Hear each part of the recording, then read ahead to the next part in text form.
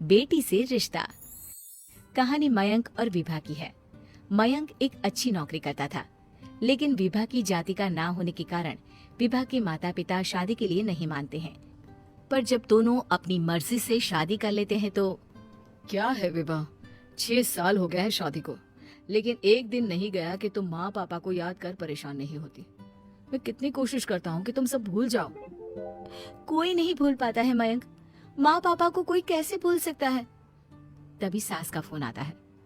माँ लो, विभा से बात कर लो, आज उसे अपनी माँ की बहुत याद आ रही है। बेटा विभा, मैं आ जाऊं? हम दोनों चलेंगे तेरे माँ पापा के पास। बोलो। ना माँ जी, वो आप लोगों को कुछ बोलेंगे तो मुझे और भी बुरा लगेगा। आखिर आप भी मेरी माँ ही तो हैं। अरे सुन लेंगे ना यार, कोई बात नहीं, बोलेंगे ही ना। चलो माँ, मैं फोन रख रहा हूँ।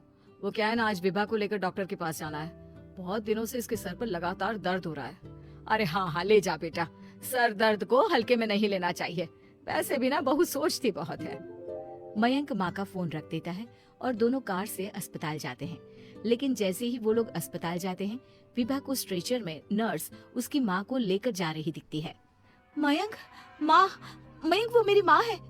इतने सालों बाद देखी भी तो इस हाल में मैं उनके पास जा रही हूँ। अरे रुको, कहीं वो लोग तुम्हें देखकर और परेशान ना हो जाए, या फिर तुम्हें कुछ बोल ना दे विभा, तुम फिर परेशान हो जाओगी।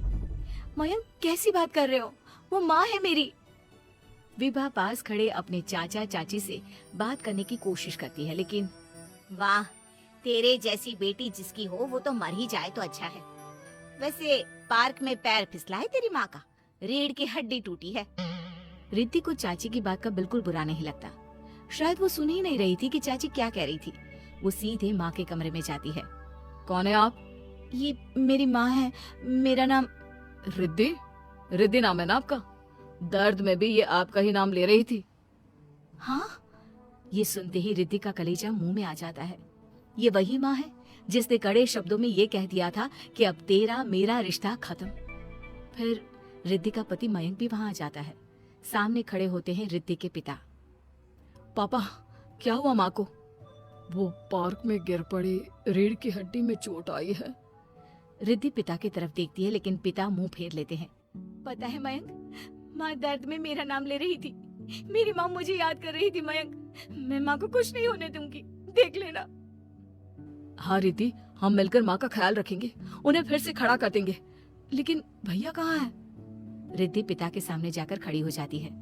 पापा, भैया कहाँ है? वो अमेरिका में है, वो नहीं आ पाएगा। रिद्धि फिर माँ की ओर ध्यान कर लेती है। उस पूरी रात रिद्धि माँ को देखती खड़ी रहती है। पिता मन ही मन सोचते हैं, जब इतना ही प्यार था तो क्यों चली गई किसी एक अजनबी के लिए हम सभी को छोड़कर।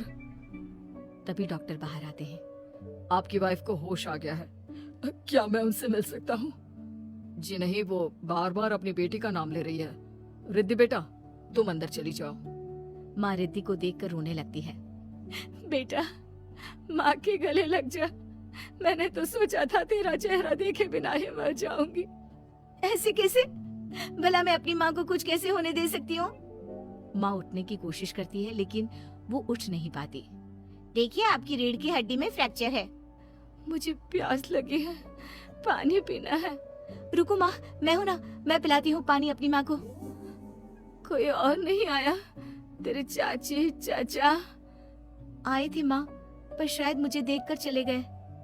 जाने थे, इस वक्त भी पुरानी रंजिश देख रहे हैं। और रंजिश भी कैसी? माँ अपनी बेटी से नाराज ही तो थी। रिद्धि अब पूरे समय माँ के साथ रहती है। उनके हर काम को करने में उनका सहारा बनती है। फिर एक रोज, आज आपको चलने की कोशिश करनी थी, लेकिन हमारे फिजियो के डॉक्टर नहीं आए जो आपको पकड़कर चलाते, तो फिर आज। डॉक्टर साहब, मैं हूं ना, मैं माँ को चलने में मदद करूंगी। रिद्धि माँ को चलाती फिराती, उनके खाने पीने का ख्याल